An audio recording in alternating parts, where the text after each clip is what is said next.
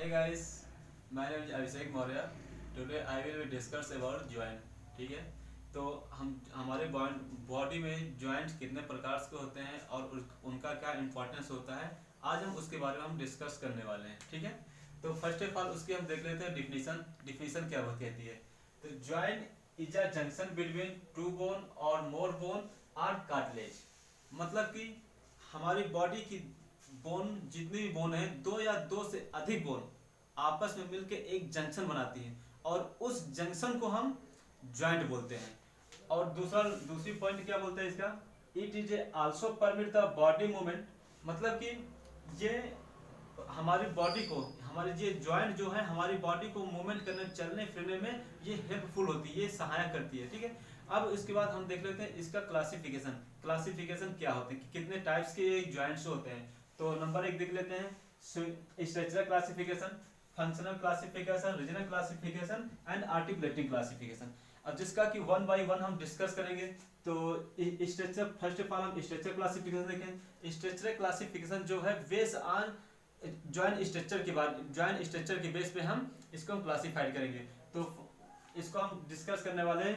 Once again divided into 3 types: fibrous joint, cartilaginous joint and synovial joint. ठीक है.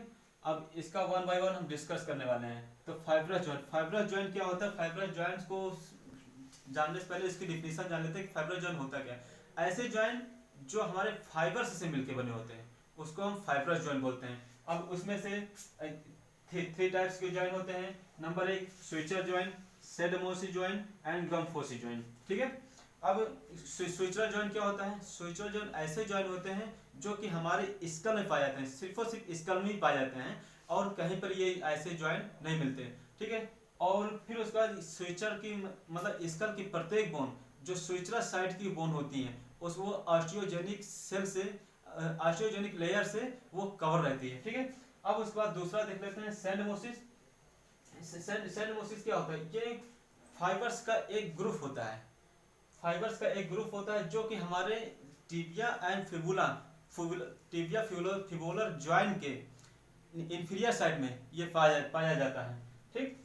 और फिर उसके बाद गैम्फोसिस क्या होता है.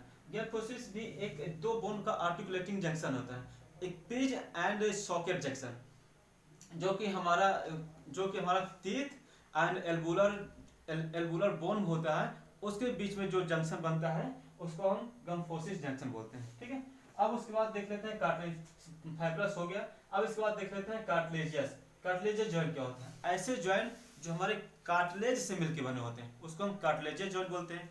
अब कार्टिलेजियस जॉइंट के कितने पार्ट्स, दो टाइप्स के होते हैं. लेकिन इसके टाइप्स जानने से पहले हम जान लेंगे कार्टिलेज कितने टाइप्स के होते हैं. कार्टिलेज मेनली 3 टाइप्स के होते हैं. Number 1 hyaline cartilage, number 2 fibrocartilage और नंबर 3 इलास्टिक कार्टिलेज. ठीक है. तो उसी के बेस पे ये जॉइंट डिफाइन हुआ है. तो प्राइमरी जॉइंट क्या मतलब, हाइलाइन जॉइंट की एक प्लेट जो आर्टिकुलेट बोन में जो हाइलाइन कार्टिलेज की एक प्लेट होती है उसके अकॉर्डिंग ये जॉइंट बनाता है. और फिर उसके बाद में ये हाइलाइन कार्टिलेज बहुत स्ट्रांग होता है. ठीक है. और ये हाइलाइन कार्टिलेज जो होता है ये मतलब कि टेम्परेरी होता है, परमानेंट नहीं होता. ये टेम्परेरी होता है जो कि एज के बढ़ते टाइम पे ये डिफ्यूज हो जाता है. जैसे कि हम देखते हैं उसमें जो कि हमारे एपिफेसिस और मेटाफेसिस के बीच में इसको देखा जाता है. अब एपिफेसिस और मेटाफेसिस ये लॉन्ग बोन में पाया जाता है. एपिफेसिस क्या होता है, आर्टिकुलेटिंग सरफेस होता है. एंड डायाफेसिस जो होता है लॉन्ग बोन की ये शेप, बीच के पार्ट को डायाफेसिस बोलते हैं. Let us suppose that this is long bone. ठीक है. तो इस एंड का एपिफेसिस एंड इस पार्ट को डायाफेसिस, इन दोनों के बीच में जो एक कार्टिलेज होता है, हाइलाइन कार्टिलेज इसको बोलते हैं. ठीक है.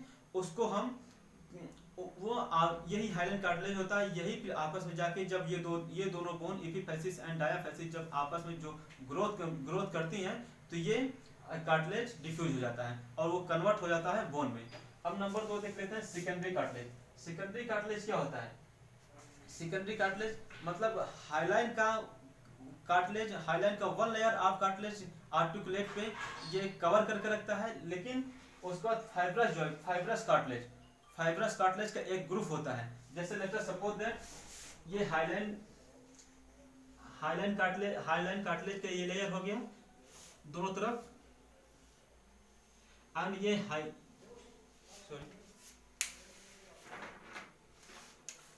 और ये फाइब्रस जॉइंट का एक ग्रुप हो गया पूरा।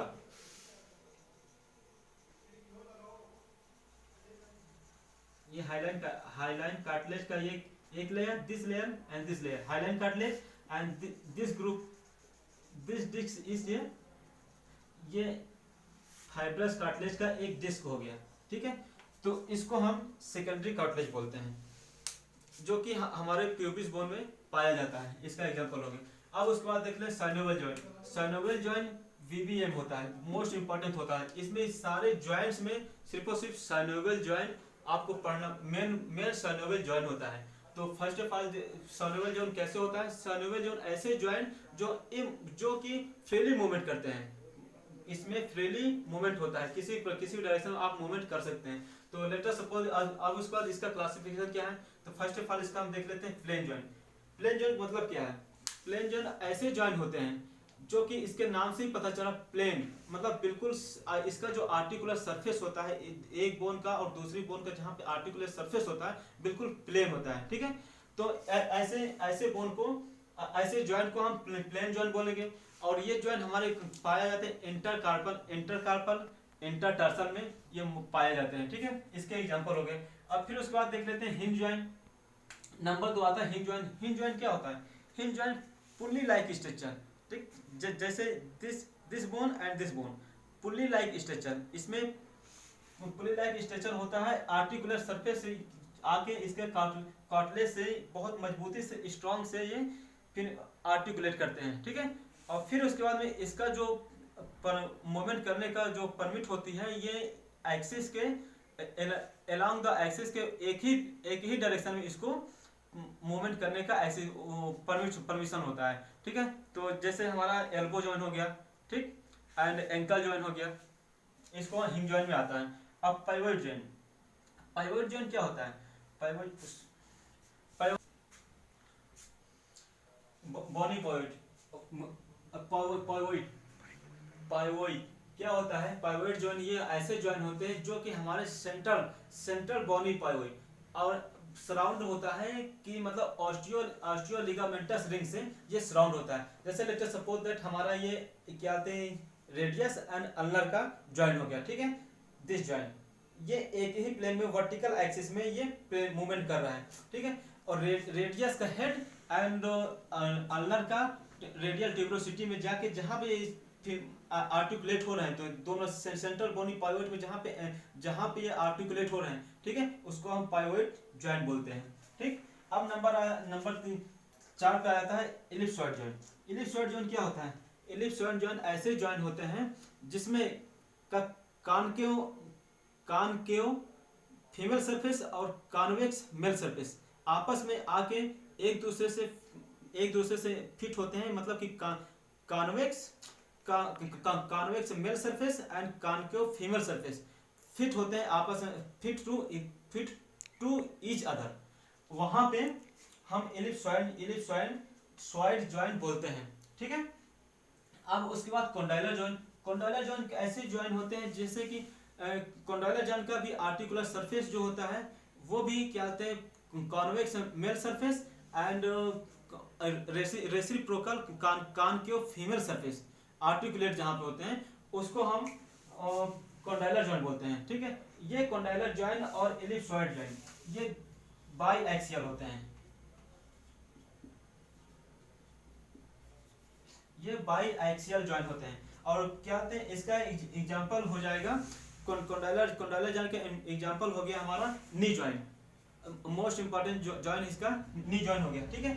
फिर उसके बाद आ जाता है सिसेडल जॉइंट। सिसेडल जॉइंट कहने का मतलब ये है, ये ऐसे जॉइंट होते हैं जो मतलब कॉनकेवो कॉन्वेक्स, इसमें मतलब कि दोनों एक ही दूसरे से आर्टिकुलेट हो जाते हैं, इसको हम सिसेडल जॉइंट बोलते हैं, ठीक है। और फिर इसके बाद लास्ट में आ जाता है ball and socket joint. Ball and socket joint ऐसे जॉइंट होते हैं जिसका कि एक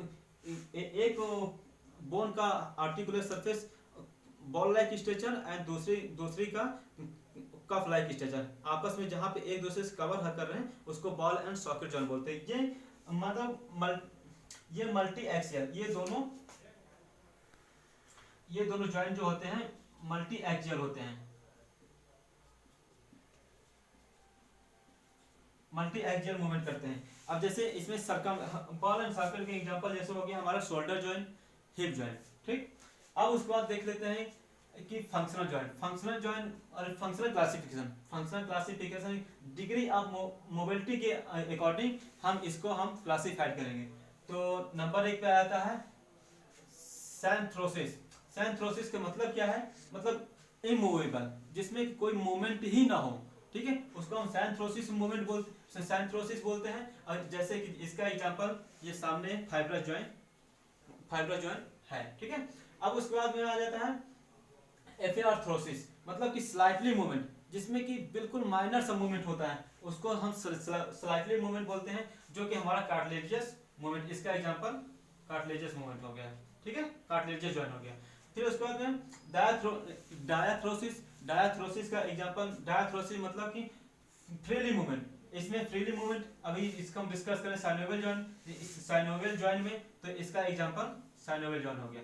मतलब कुल मिला के synovial joint is the most important, ठीक है। अब उसके बाद हम देख लेते हैं रीजनल क्लासिफिकेशन में, मतलब हमारे रीजन के अकॉर्डिंग जो हम क्लासिफाइड करेंगे उसको हम रीजनल क्लासिफिकेशन देखते हैं। तो रीजनल क्लासिफिकेशन में फर्स्ट ऑफ ऑल आ जाता है स्कल टाइप, मतलब कि ये ऐसे जो अभी इसका हम डिस्कस किए थे स्विचर में, मतलब कि ये इमूवेबल होते हैं, मतलब इसमें किसी प्रकार का कोई मूवमेंट नहीं होता है। और फिर उसके बाद नंबर 2 आ जाता है वर्टिब्रल टाइप, मतलब ऐसे जॉइंट जिसमें स्लाइटली मूवमेंट हो, उसको वर्टिब्रल टाइप में आ जाता है। और फिर उसके बाद में आ जाता है लिम्ब टाइप में ऐसे मूवमेंट होते हैं जो कि मतलब बिल्कुल फ्रीली मूवमेंट होते हैं, that's an example is synovial joint, ठीक है। अब फिर उसके बाद आ जाता है आर्टिकुलेटिंग बोन, ठीक है। बोन के अनुसार हमारी बॉडी में कितने जॉइंट बन रहे हैं उसके अनुसार हम इसको क्लासिफाइड करेंगे। तो नंबर 1 आ जाता है इसका सिंपल जॉइंट क्या है, मतलब 2 बोन आपस में जहां पे मिल रहे हैं उसको सिंपल जॉइंट बोलेंगे। और कॉम्प्लेक्स जॉइंट मतलब 2 या 2 से अधिक बोन आपस में जहां पे मिल रहे हैं उसको हम कॉम्प्लेक्स जॉइंट बोलेंगे। और कंपाउंड जॉइंट ऐसे जॉइंट होते हैं,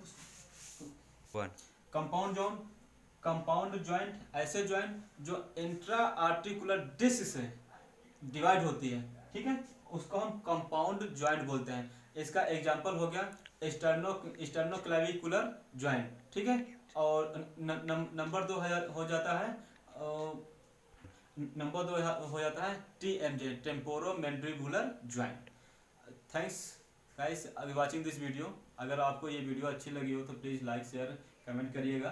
एंड जो भी ना समझ में आया हो आप कमेंट बॉक्स में बताइएगा, हम और इम्प्रूव करने की कोशिश करेंगे। Thank you.